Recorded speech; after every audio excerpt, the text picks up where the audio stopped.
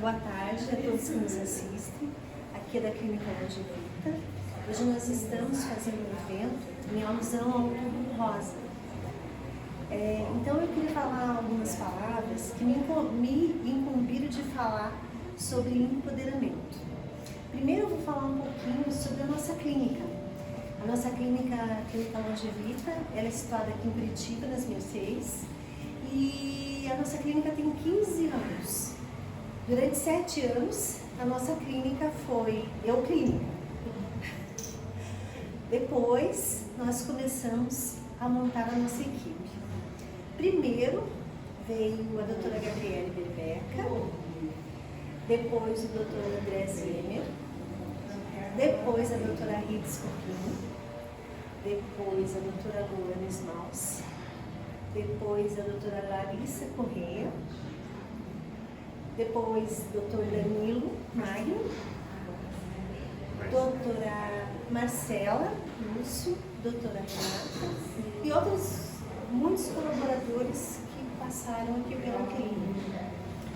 A doutora Cilei, que é a nossa psicóloga, a doutora Rayane, que é a nossa nutricionista, e alguns médicos, doutor Ricardo Fonseca, doutor Arno, doutor Lucas. Então, a nossa equipe é uma equipe, nós nos chamamos da família Longevita, que nós somos uma equipe que está construindo a sua carreira, mas a missão maior da nossa equipe, da nossa clínica, é tratar aos outros como nós gostaríamos de ser tratados. Então eu vou falar um pouquinho de empoderamento, porque foi o que me incumbiram de falar. Então assim, nós estamos muito felizes em poder estarmos juntos, podendo falar um pouco das nossas experiências que puderam nos trazer até aqui para poder desfrutar desse momento. Daí vocês vão pensar, nossa, mas a Rita só está falando de poder, poder. Sim, vocês sabem o que quer dizer a palavra poder? Alguém sabe? Poder vem do latim potere, que significa agir, ter iniciativa. Então, agir, ter iniciativa. Pessoas empoderadas. Todo mundo aqui conhece alguém empoderado? Conhece? Conhece, Maria, alguém empoderada? Sim. Todos empoderados, de acordo Sim. com o poder. Bom, De acordo com o poder que se explica, são todas empoderadas. Então, olha, todos e todas nós que temos ação, somos pessoas empoderadas. Esses dias, eu estava contando a história da Bela Adormecida para minha neta, de 7 anos.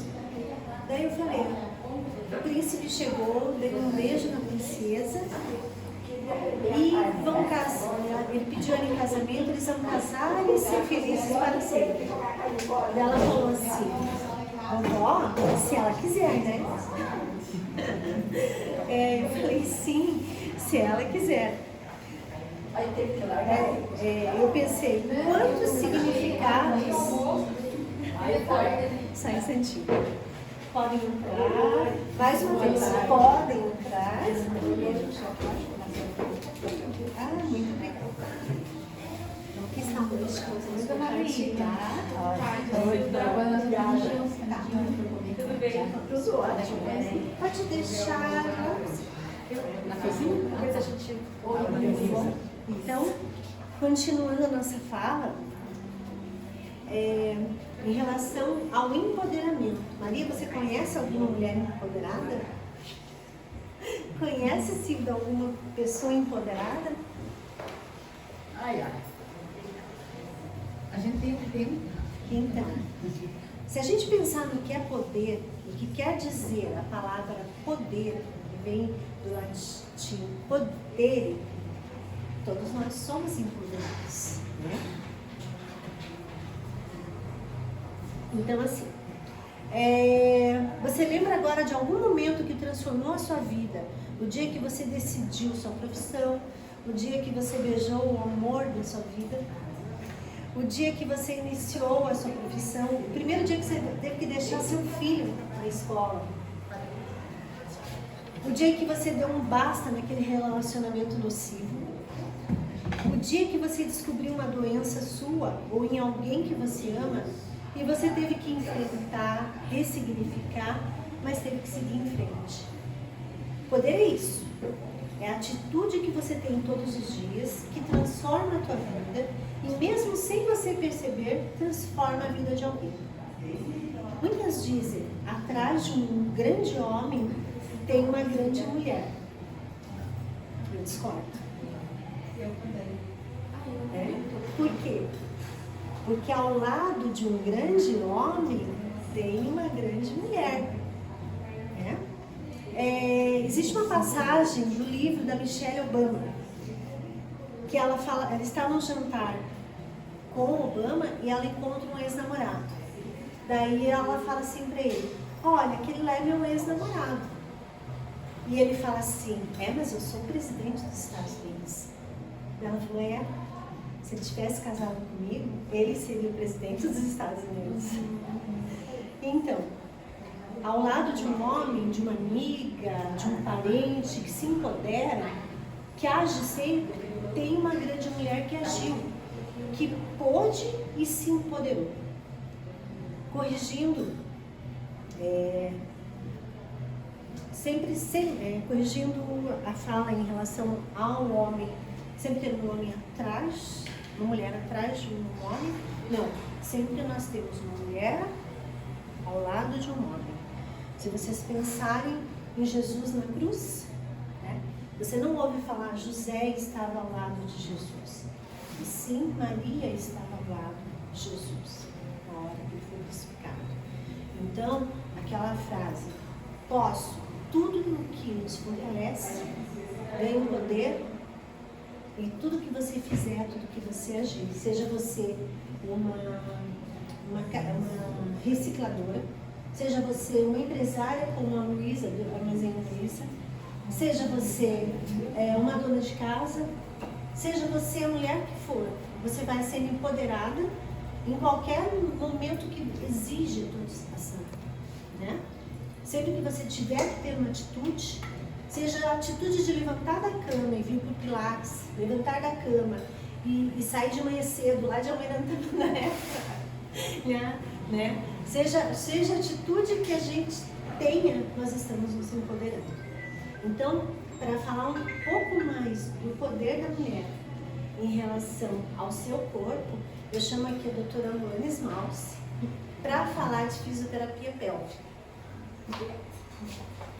Boa tarde a todas. Eu não sei se todas me conhecem, mas eu sou fisioterapeuta aqui da Clínica Longevita e eu vim falar alguns temas para vocês aqui hoje, tá?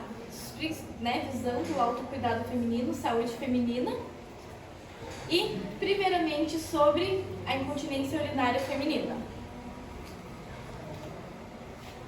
Tá.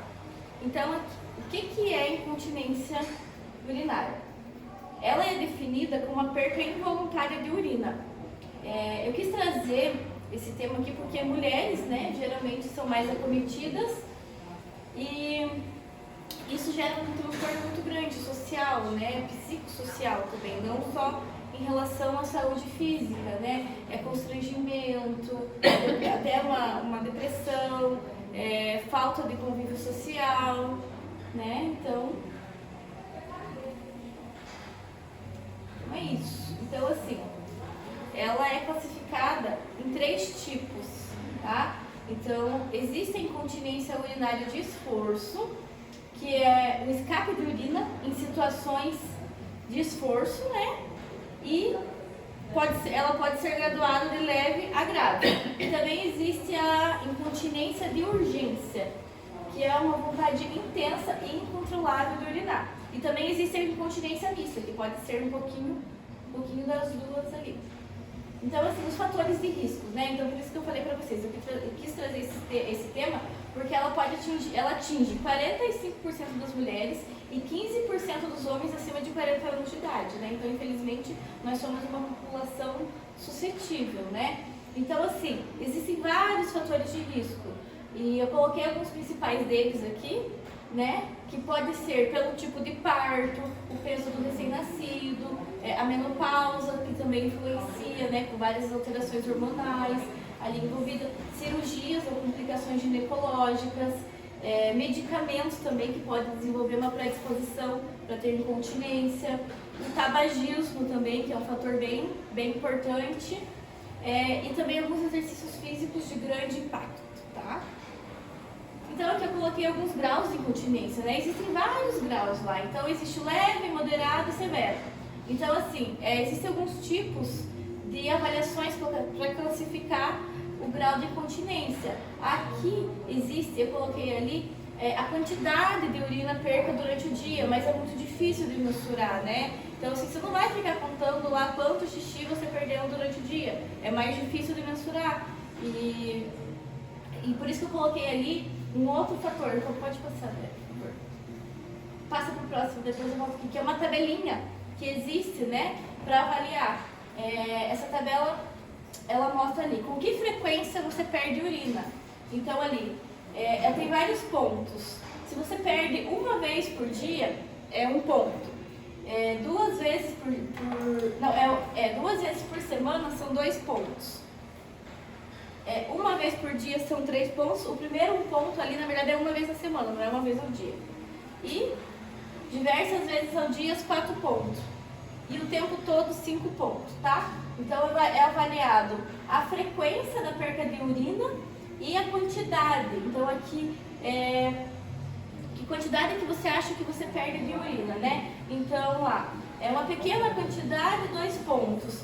E uma moderada quantidade, 4 pontos. E uma grande quantidade, 6 pontos. Volta no anterior, né, por favor. Então ali a gente daí classifica, né? É feita uma soma dessas duas perguntas, né? Da resposta, cada resposta ali tem um número de pontos. E se você atingiu ali de 1 a 3 pontos, é considerado leve, uma incontinência leve. De 4 a 5 pontos é considerado uma incontinência moderada. De 6 a 9 pontos já é uma incontinência severa.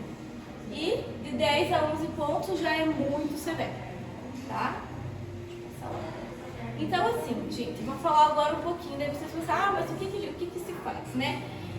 Existem cirurgias para incontinência urinária, porém, ela só é indicada no último caso, quando os outros tipos de tratamentos conservadores não foram eficazes. Então assim, hoje em dia tem prevalecido muito, né, graças o tratamento conservador, que é feito com a fisioterapia, tá? Então a cirurgia, eu coloquei a nível de conhecimento para vocês ali, que é feita em último caso. E o que é feito na cirurgia, né? Geralmente é uma técnica que é feita uma colocação de uma fita. Pode ser uma fita de tecido próprio nosso, do corpo, ou uma fita de tecido sintético sobre a uretra, aumentando assim a capacidade para segurar o xixi, tá? Mas é só em último caso mesmo. Então, assim, eu falei da fisioterapia, né? Assim como em toda a parte do nosso corpo, a gente tem músculos na região pélvica. E a bexiga, ela fica ali dentro daquela região. Então, por isso que hoje a fisioterapia pélvica ela é muito indicada para esse tipo de tratamento. Por quê? Porque a gente esquece que existe músculo ali, né? A gente pensa na bexiga, na uretra, mas é o músculo que sustenta. Então, em muitos casos, né, o fortalecimento desses músculos ajuda muito, né, no tratamento da incontinência. Então, assim, o que é o assoalho pélvico? Que é os músculos que a gente tem nessa região? Ele é formado por vários músculos, ligamentos, fáscias, entre o osso aqui, os ossos do quadril, que é a pubis, o cóccix e a tuberosidade isquiática. A principal função da pelve é sustentar, então, esses órgãos que a gente tem ali, nós mulheres também, o útero, né? E também a abertura e o fechamento do esfíncter, que é por onde a gente, né, tem as fezes. E também ele auxilia no controle, né, da vagina, do reto, né, do parto. E assim, 70% das fibras do nosso assoalho pélvico são fibras lentas, né? Então, assim, precisa de uma contração, de um exercício mais lento. Então, isso a fisioterapia pélvica trabalha bastante para fortalecer. tá? Então, eu coloquei nomenclatura de alguns músculos ali, né? Mas é isso. Então, assim, a maioria dos casos de incontinência pode ser tratada e prevenida também, tá? Então, não é só, a fisioterapia pélvica não é só um tratamento, ela é usada como prevenção também. E segundo o conselho, a Sociedade Internacional de Incontinência Urinária, o tratamento desses músculos do assoalho pélvico deve ser o primeiro tratamento para incontinência urinária. Tá? Hoje em dia também os médicos assim, que atuam nessa área têm indicado bastante por saber, né, do bom resultado da fisioterapia. Eu coloquei aqui um pouquinho para vocês sobre a bexiga hiperativa. Tá? Então, assim, é diferente da incontinência urinária.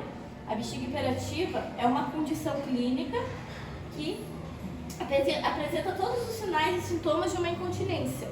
Porém, ocorre também dor para fazer xixi, dor na micção. Então, ela pode ser causada pelo aumento da atividade do músculo que controla a bexiga. E pode ser causado por vários fatores, aqueles fatores, mesmo os fatores de risco que eu passei, mas por algum distúrbio neurológico também. Então, às vezes, paciente também que às vezes tem Parkinson, vocês têm alguém da família lá, né? Não só mulher, mas como homem também. E também algumas infecções que podem desenvolver, né? Então, assim, ela atinge 70% das pessoas acima de 75 anos de idade. É um número bem alarmante. Tá? Então, aqui eu coloquei um desenho para vocês da pelve, para vocês verem. Aqui dentro, a gente tem os nossos órgãos, né? Não tá aqui na imagem, tá a imagem dos músculos, mas para vocês verem como os músculos eles envolvem ali, né? Os órgãos, tanto a bexiga, o útero que a gente tem lá, ó. Então, esses músculos, né? Tem os ligamentos, as faces, eles são muito importantes para a sustentação ali. Existem algumas técnicas, vou falar um pouquinho para vocês, né, de algumas técnicas, o que é feito nessa fisioterapia pélvica, né, para quem não fez, para quem não conhece. Então é feito um treinamento desses músculos do assoalho pélvico, tá? Então são exercícios específicos que o paciente, para conseguir identificar, né, qual músculo eu preciso trabalhar, qual músculo que está fraco. Então a fisioterapia, ela atua nisso com tratamento individualizado. Existem alguns aparelhos também, né, que ajudam nesse tratamento, que a fisioterapeuta pélvica vai usar. Existem estimulações elétricas, existe um aparelho que se chama biofeedback também, que é usado para ajudar a identificar qual o músculo que a gente precisa trabalhar, qual músculo que está fraco, qual músculo que precisa ser ativado. Tá? Pode passar.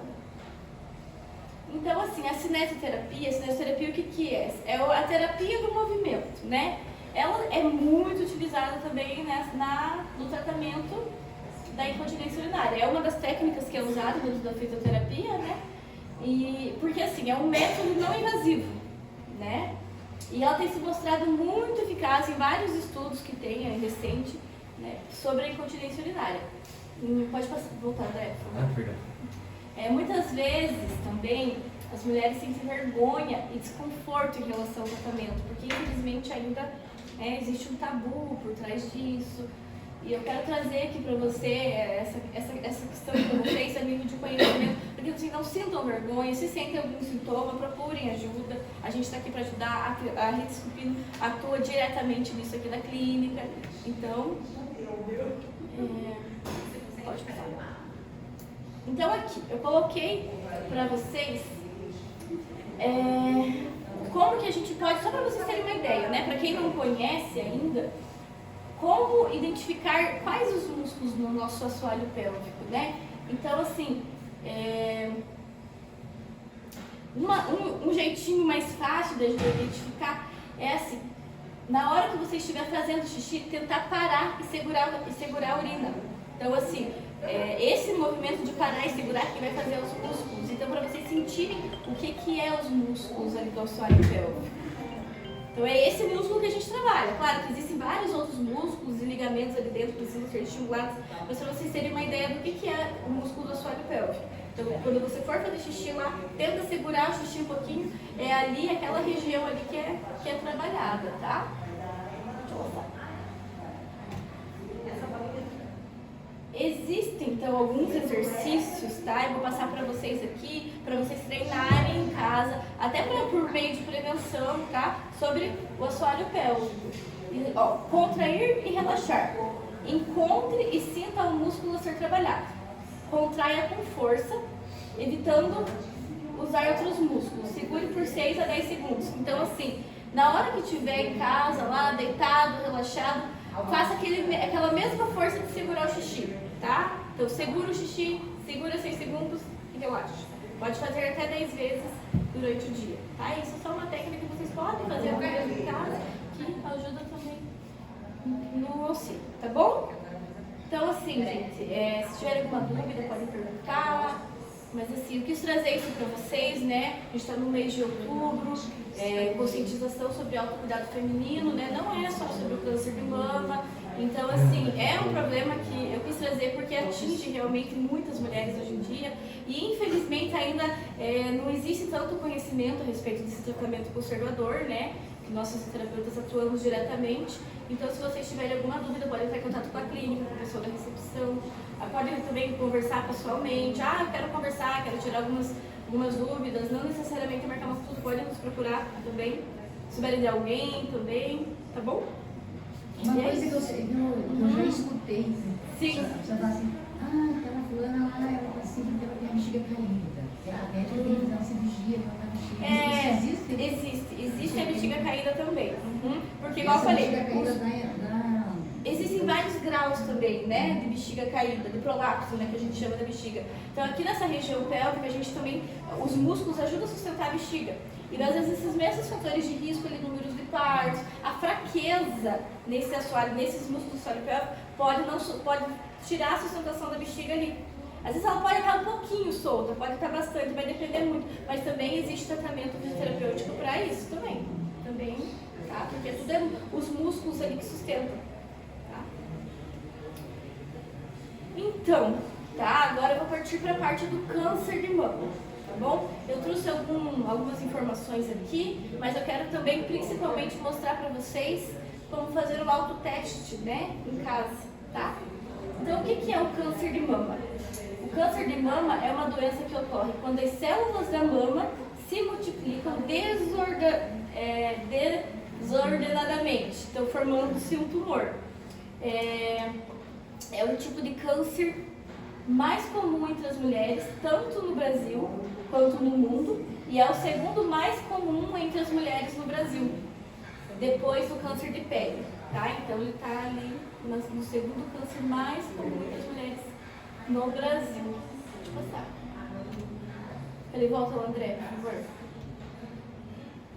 Tá, o próximo mesmo. Então, assim, quando diagnosticado e tratado na fase inicial da doença, as chances de cura chegam até 95%, tá? Então, assim, por isso que é importante esse autoteste para você identificar, né? Pode passar. Então, assim, existem, claro, alguns fatores de risco, como a idade, fatores endócrinos, hormonais, alterações hormonais, né? O histórico reprodutivo também, fatores comportamentais que também influenciam, fatores genéticos, hereditários, fatores ambientais, que estão mais ligados também em relação à alimentação, atividade física, são inúmeros fatores de risco. Os sintomas, tá? O que aparece de sintoma lá no câncer de mama? Geralmente tem retrações na pele, na parte da mama e do mamilo também, saída de secreção aquosa ou sanguínea pelo mamilo, vermelhidão da pele da mama e geralmente pequenos nódulos palpáveis nas axilas e também podem chegar até no pescoço, tá? Então não é só ali na mama. Então aqui assim, ó, eu coloquei para vocês aqui uma explicaçãozinha de como fazer o autoteste em casa. Eu vou explicar. E ali, eu achei uma informação bem interessante, ó. Aproximadamente 80% dos tumores são descobertos pela própria mulher, né? Então, por isso que é importantíssimo, né, a gente fazer pelo menos uma vez no mês esse autoteste, tá bom? Então, eu vou explicar. Ó, o teste ele pode ser feito tanto deitado quanto em pé. É bom fazer em todas as posições possíveis, né, pra gente identificar se não está errado mesmo. Então, ali, ó, de pé, em frente ao espelho, observe. o bico dos seios, as superfícies e contornos da mama. Então isso vocês podem fazer em casa, de frente para o espelho, tá bom? Né? Observar ali se não tem um lado mais atraído do que o outro. De frente para o espelho ainda também, levantar os braços, observar se o movimento altera o contorno e a superfície da mama. Então, de frente para o espelho, lá levantar o braço, ver se vai alterar ali a coloração, o contorno da mama, tá bom? Também dá para fazer deitado, então faz lá dos dois lados, né? Então, com a mão direita, apalpe a mama, com a mão direita, apalpe a mão esquerda, faça movimentos circulares suaves, apertando levemente com a ponta dos dedos, tá? Isso vocês podem fazer tanto em pé, mas quanto deitado. Deitado ali, né, há um relaxamento da musculatura, então fica mais perceptível se tiver alguma coisa. Então pode fazer assim, né, tanto dos dois lados, mama esquerda, mama direita. E no banho também, porque no banho com a pele ali ensaboada, com sabonete, fica mais fácil também de identificar. Então assim, ó, eleve o braço direito e deslize os dedos da mão esquerda sobre a mama, tá? Então eleve o braço lá e faça toda a palpação aqui. Região da axila também, tá? Então é isso, gente. Mas deixa eu contar pra vocês, eu tive câncer de mama, né? Você teve câncer? Então, eu tomei muito tempo, eu fiz reposição de hormônio. Redução. Hã? A reposição. Entendi. Sim. Aí a minha médica era a doutora Madeleine Marques. Aí ela disse, Maria, é o seguinte, se dá muito tempo, vamos tirar seu hormônio. Só que eu não posso cortar do dia para a noite. Então, assim, fez uma tabelinha e eu comecei a seguir. Eu tinha ido nela, assim, tipo, mês de março. Daí ela me deu a tabelinha, eu fui no começo de outubro, eu comecei a sentir essa mama esquerda aqui, assim, mais volumosa que a outra. Mas não me doía, não tinha, eu não sentia nada, só mais volumosa. Aí eu pensei, eu acho que é porque estou tirando hormônio, uma complicação. Disse, mas eu vou na médica para ver, foi a minha sorte. Ela disse, então vamos fazer os exames para ver. Realmente eu estava no terceiro estágio, de fazer cirurgia, de fazer axila. Só que o meu tumor, ele estava aqui, embaixo aqui. Você podia pegar, você não sentia. Inclusive ele estava grudado na costela, que ele tem raspar, o costela que estava ali. Eu estava falando que você sente, mas eu não sentia, né? Então, a única coisa é que ela estava mais volumosa. Ela estava mais volumosa. Era uma alteração ali, mas não era tão perceptível a ponto de você imaginar. Mas como eu estava tirando hormônio, eu achei que poderia ser normal, né? Então, 80% dos casos é sentido na palpação. Infelizmente, existe ainda essa margem de 20% que não apresenta sintoma ali visual, nem na palpação, né? Por isso também a importância do exame de mama, né? Preventivo, né? Então, que infelizmente esses quando ela me pediu a biópsia, eu fiquei super tranquila. Achando, né? Não tem nada, não senti nada, né? Sim. Infelizmente não é 100% dos casos que a pessoa consegue detectar, desconfiar de alguma coisa ali, né? Agora, se eu não tivesse já tomado atitude, povo, lá, sim, exatamente, né? Em todo caso é melhor ir, né? Pode não ser nada, mas é melhor ir. Sentiu alguma coisinha diferente lá, é melhor ir. E por isso também dá uma mamografia periódica também, né? Importantíssimo. Só que depois de 11 anos, agora eu tô com metástase nos ossos, e fazendo um tratamento muito próprio. Ai, Jesus, Maria. 11 anos depois, né? 11 anos, metástase nos ossos.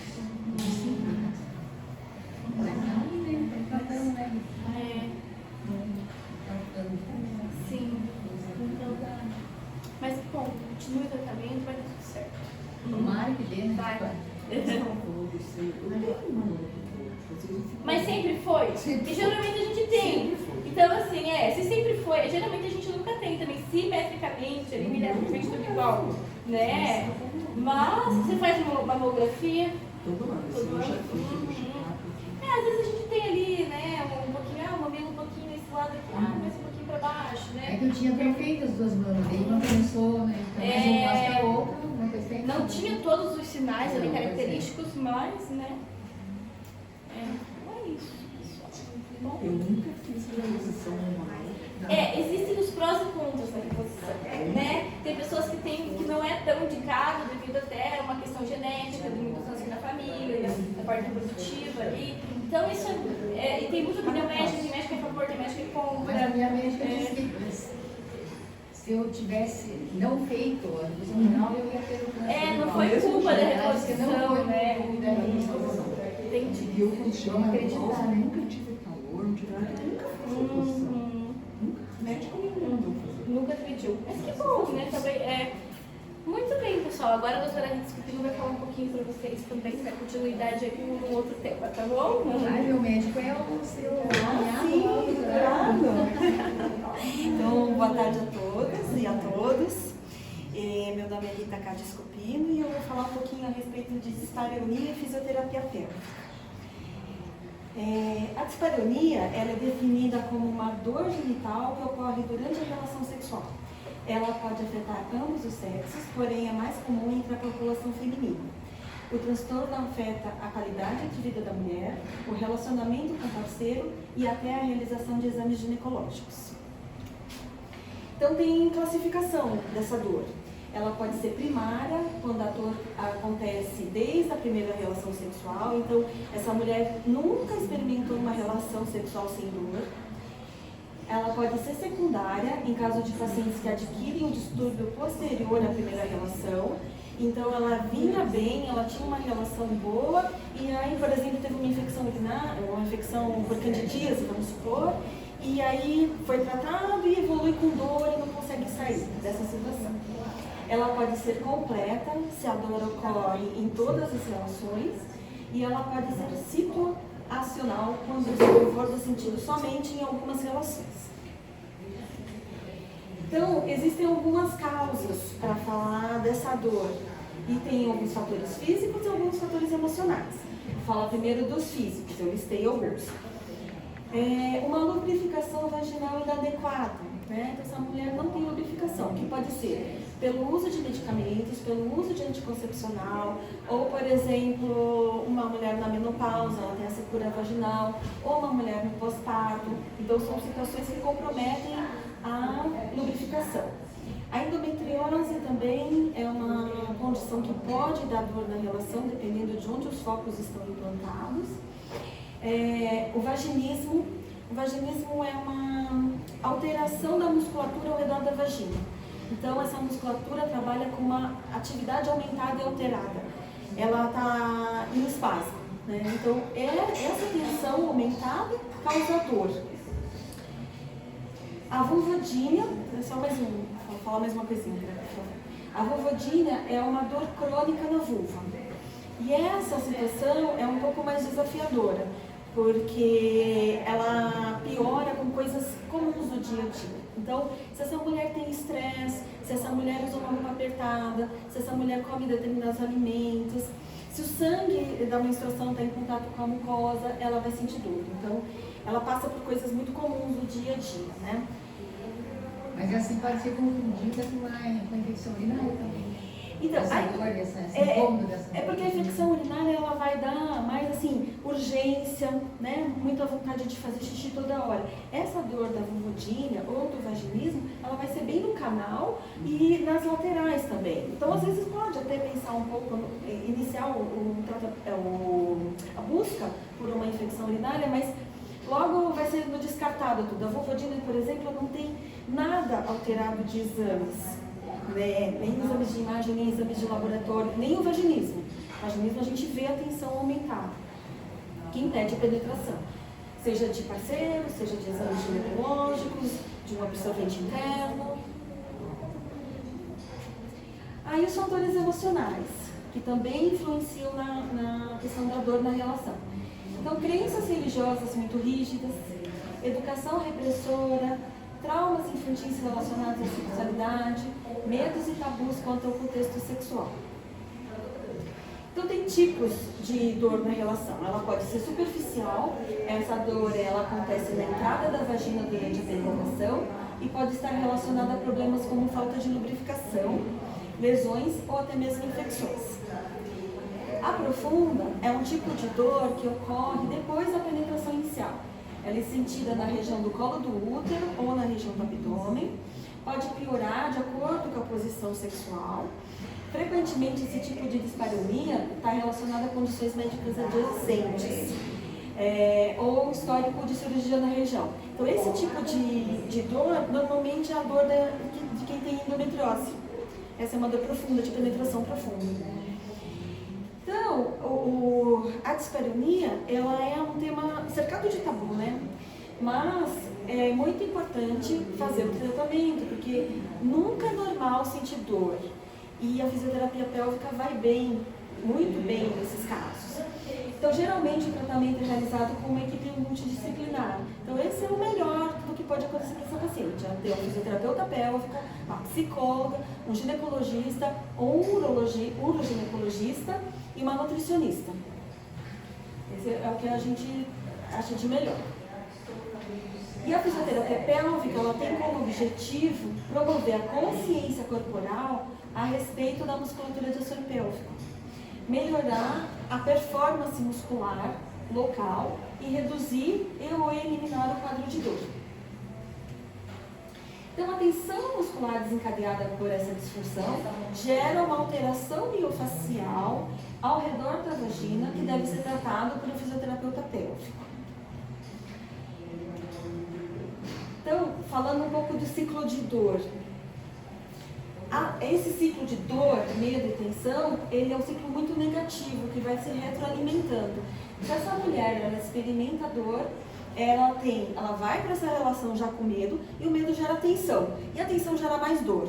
Então, ela vai perpetuando esse ciclo se ela não faz nada a respeito, né? E a fisioterapia tem como cortar esse ciclo. Ela começa a perceber que não está doendo, então ela não gera tensão e, portanto, ela não tem medo. E ela começa a fazer um ciclo positivo.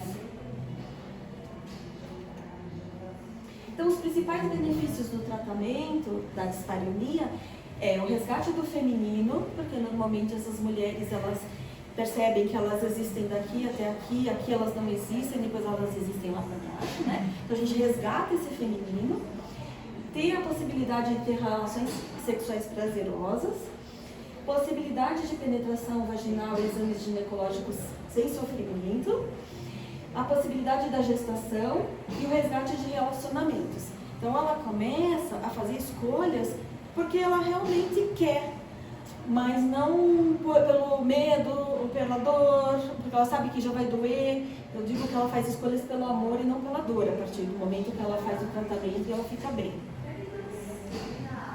Então, dentro da fisioterapia pélvica, a gente tem vários recursos para tratar essa dor.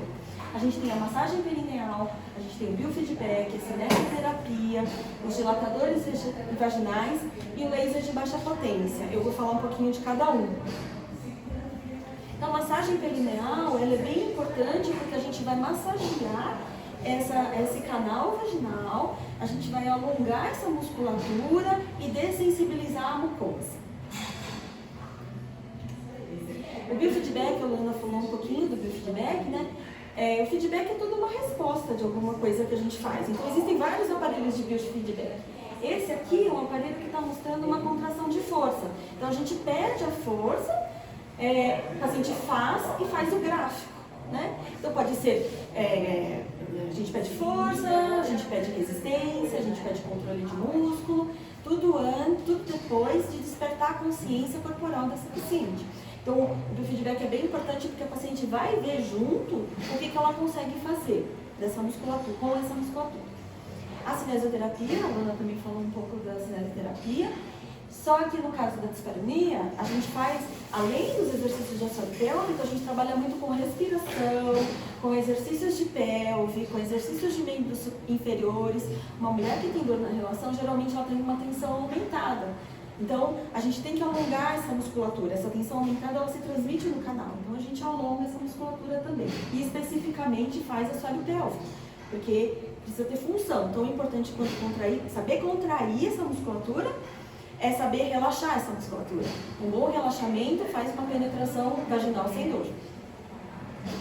E aí, a gente tem os dilatadores vaginais. Esse é só um exemplo.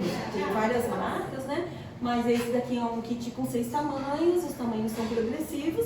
Essa mulher, ela vai acostumando a introdução de um dilatador para que quando ela chegue no penúltimo e último tamanho, libera para relação sexual e aí ela vai experimentar em casa como que isso vai acontecer. O laser de baixa potência também é um recurso bem interessante, porque ele tem essa ponteira que é para aplicação intracavitária, então eu posso entrar dentro da cavidade vaginal e procurar pontos dolorosos e fazer uma aplicação pontual para analgesia dessa musculatura e da mucosa, né? Que é uma mucosa muito sensível. Então, de novo, a dispareunia ela tem tratamento e ela precisa ser falada, muito falada. Tem muita mulher sofrendo, a fisioterapia pode contribuir bastante com isso e eu quero agradecer a presença de todos vocês aqui e colocar à disposição se alguém quer fazer alguma pergunta. Muito complicada a situação da mulher. Mas a gente pode facilitar, a gente pode... Na outra encarnação quer ser uma águia. Mas a gente pode ajudar, temos recursos para melhorar. Eu tenho problema com infecção urinária repetitiva, é uma praga. Então, precisa avaliar se essa musculatura ela está relaxando completamente. Porque é tão importante fazer a contração para conter, para não ter incontinência urinária, é saber relaxar para esvaziar completamente a bexiga. Então, precisa avaliar como é que está o estado dessa musculatura. Se ela está em tensão, tensão não é força, tensão é uma atividade aumentada, alterada dessa musculatura. Eu não sei se porque também resultado dos tratamentos que eu faço. Também, né? Também. Tem assim, Eu fiz um tratamento de 3 meses com Urvaxol. Terminei 20 dias depois eu estava no chão legal. Estava com um antibiótico de manutenção, né? Agora eu estou fazendo homeopático. É interessante. É uma coisa boa. Ajuda. Então tá bom mesmo, né? Eu vou ser uma águia, vou montar a Rita lá, os anjinhos lá. Então, Esse é o André. nós agradecemos aos nossos espectadores, né? As nossas amigas que aqui estão, as doutoras que palestraram hoje, doutora Rita, doutora Luana, e a todos os colegas, né? E desejamos que a mulher se cuide de outubro a outubro, né? Que o corpo é nossa casa, que nós devemos deixar os tabus de lado, né? E uma mensagem, né? Que o sexo não deve ser um tabu. E o sexo não é só a relação sexual. O sexo, ele começa lá, na conversa, às vezes no olhar. Então, a gente cuidar de todas as situações. Ele começa assim quando o marido reclama que aquele tá deixando. Não almoço, ele queria não sei o que, não deu certo. Daí começa bem assim, ó. Aí quando chega lá, né? Não é só ir pra cama, né? O sexo começa desde o primeiro olhar, da conversa, assim como, né, cuidar do nosso corpo, da nossa casa, é muito importante. Né? Muitas mulheres no passado morreram por doenças que poderiam ser controladas, né?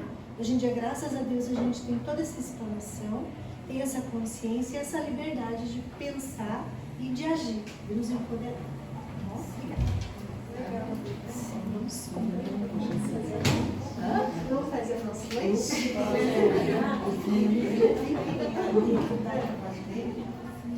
tenho Ai, meu Deus, eu estaria na cozinha. Mas aqui, ó, eu vou apertar aqui.